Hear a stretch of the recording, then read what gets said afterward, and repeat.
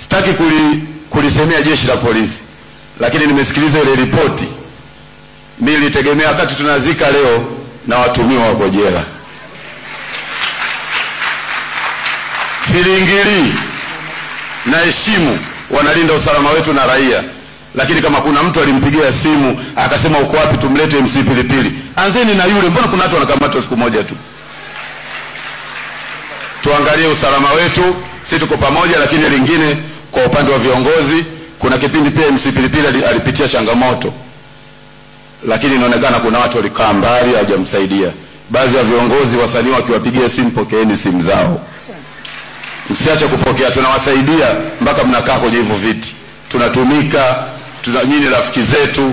Mfano mzuri Mheshimiwa Mavunde, mwana FA, kila shughuli anakuja, lakini kuna kiongozi akiona simu yako kama kaona msiba, pokei. Pokeeni simu, kuna wengine tunataka tuwape ushauri tu. Asanteni. Asante.